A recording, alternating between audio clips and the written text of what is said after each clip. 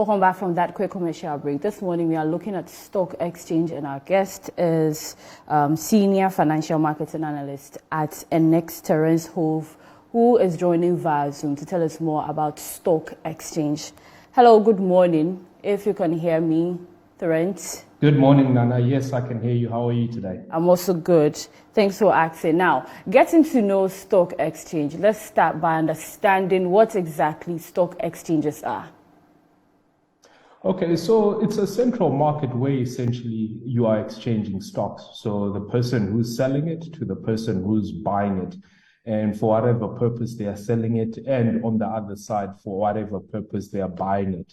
So what you want to then do, if you are buying it, you need to have a plan for, is it to increase the amount of income you'd like, or to increase the kind of capital, or is it maybe a defensive type of investment in that you are protecting your capital, you want to have money for a rainy day. So there's various reasons why individuals and corporations get involved in the stock market. Okay, so does the stock exchange process applies everywhere the same? Because you are in South Africa. Does the South African stock exchange applies the same as Ghana's stock exchange? Yes. By and large, the fundamentals and basis of a stock exchange are pretty much the same throughout. However, due to different regulations and aspects that are unique to a particular economy or particular market, this is where you might find certain tweaks to a particular trading activity of a stock market. For example, maybe some markets will say you need to hold a particular instrument for a particular amount of time or period before you can sell it or increase your holding. So, but by and large, the fundamentals of what a stock exchange is very similar according to throughout the different markets. Okay, so what's the difference between the stock exchanges and the stock markets? So the stock exchange it's the terms that are used interchangeably. So the stock exchange is the physical location of the building. So for example, in South Africa, you've got the Johannesburg Stock Exchange. So that is where the stock market activities take place, right? So that is the location, and the market is actually where then the activities take place. Okay, so now let's look at what some of the stock exchanges do. What is the main reason to get involved in the stock exchange? What does it do? Okay, say for example, you are 18 years of age and you have an investment goal to say by the time you are 30, you'd like to have $1 million in your account. Typically what will happen is you'd look at which stocks are, for example, growing in dividends, which stocks are attractive in terms of the price at which they are being sold at, and which will help you attain that goal to reach $1 million by the time that you are 80. And this comes down to the amount of activity that is actually taking place within the corporate. So when you now buy a stock, you are essentially buying a piece of the business. You are buying a piece of the profits. Hopefully it's very profitable most of the time. Of that particular business. So that is what is happening. So then you sit and you look and think to yourself, which business, of course, there's some research that will go into this, is likely going to be profitable and increase in profitability over the next 12 years, from the time you're 18 to the time you're 30. And from that, you then engage in terms of buying the actual stock that you have a particular view that it will grow in a particular growth trajectory. So those are some of the activities that will actually be taking part in the background, because essentially, and at the end of the day, you are buying a piece of the business. How much of that business do you want to own? 1%, 5%, or 50%? Okay. Just a two-in-one question. How safe is getting involved with the stock exchange markets as a large, and who regulates these stock exchanges? Yes, so for answering this second question, every economy or country typically has a regulatory body who regulate financial services activities, right? As we have in South Africa and all the other different jurisdictions. For example, in the US, you've got the SEC. They regulate a lot of the activities. Besides buying and selling stocks, there's other activities that happen in the background. So you have the regulatory bodies, right? Okay. And then in terms of the first question, your actual involvement in it, it then comes down to that aspect of what the regulation says that you need to be. For example, it is risky in general. And for certain investments, right, in certain jurisdictions, they've put minimum capital requirements for you to be involved in buying certain type of assets or equities because of the nature of the risk. So risk trading and investing is very risky, as we've seen with the different financial crises over the decades and centuries as far as this activity has been concerned. So because of that level of risk, there always needs to be a certain or quite an amount of regulation to help protect the capital and those different participants involved. Okay, so if, let's say I'm 18 and I want to start this whole stock exchange business, how do I go about it? How do I start? What's the first step or what follows? Right, very, very good question. And I think the first thing is, first of all, you need to get involved or get the advice of individuals. For example, at Exness, myself, we can certainly assist.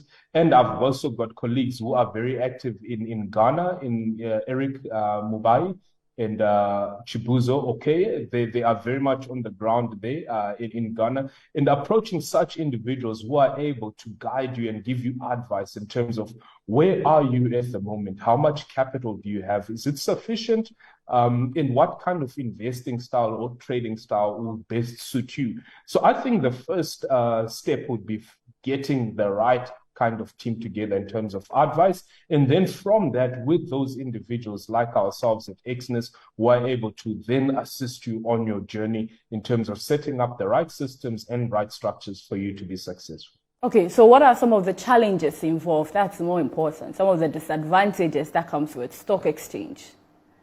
Yes, I think the biggest one off the top of my head is a market analyst. I'm always asked, where's everything going? Mm-hmm. And people tend to want to be very certain about the future.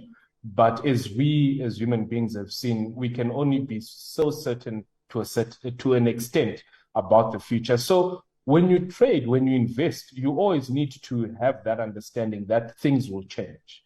And I think that is one of the biggest things that people struggle with. And if things change against you, being able to react accordingly and on time to either limit the losses or increase the profits if it's in your favor, you know, those, I think that's one of the biggest things that I've seen and we've seen generally we struggle with in terms of markets and its activities. Okay, so generally, if you go through all these things, what is the importance of stock exchange in developing countries? Let's come to the country at large. People getting involved in stock exchange, how does it develop a country's economy?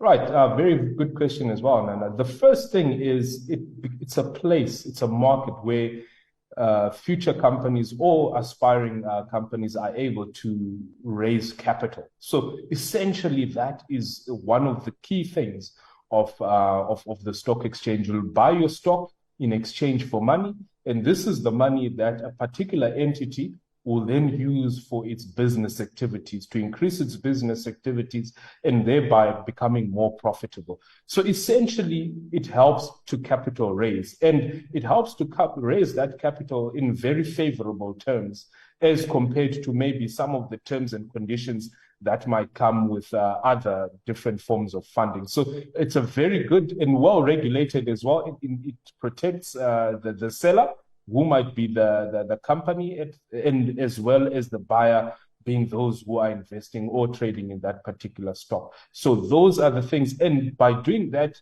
you are increasing the flow of cash within the economy. And as cash is exchanging hands, it increases business activity as this particular business becomes more active within the economy and thereby stimulating better economic activity as well. Wow, that's a lot. It sounds all good. But then let me ask you, Terrence, you are an expert And what are some of the things involved in these stock exchanges that we, the public, don't really know? Some of the things that the experts actually are the ones who know. We have to ask, but maybe we are not asking the right questions. What are some of these things? As an expert, how would you advise us about those things? Yes, so I think one of the first things, because it's a stock exchange, they try to make information as transparent as possible. So that is the first thing that people tend not to be aware of, that they feel that there's some secrecy behind stock exchanges and there's some secrecy behind trading activities and so forth. That is the point of the exchange and regulation in trying to make sure that all of the activities are as transparent as possible. And where activities are very questionable, then the regulators can step in and correct those issues. And that is one of the reasons that we pride ourselves, for example, at Exness, in ensuring that we are well regulated and we follow processes and procedures so that it's a safe environment. So that is the first thing. Secondly, some of the activities in terms of the price for particular assets and instruments is readily available, more than people actually are aware of. And it's about being pointed in the right direction and utilizing the right source of information for you to be able to make the right decision. Okay, so let's say I'm in Ghana and I want to have my stock exchange at Exness. Is it possible that being in Ghana, but then I'm trading in South Africa? All right. So for Exness, it's a slightly different in that we are a multi-asset brokerage firm, an international multi-asset brokerage firm. So we give our clients ability to trade in various instruments that are not limited to a particular jurisdiction. Okay. So the benefit of that is you can go to the Exness website, click on your registration details, and this is also a very stringent process, ensuring that the right person is accounted to the right account, after which you are able to set up a system that you have visibility of what's actually happening within the markets. And the good thing about this, you can do this anywhere in the world where we are able to operate and function accordingly. So that then gives you the ability to get involved in some of the price action that's currently happening in the market at the moment. Thank you very much, Terrence, for the education. I really didn't know much, but then I'm hoping my viewers also got educated. Thank you very much, and we really appreciate your time. Hopefully when we come to Joburg, we'll see you. Okay, so we had Senior Financial Market Analyst at Exness, Terrence Hove, telling us more about stock exchange.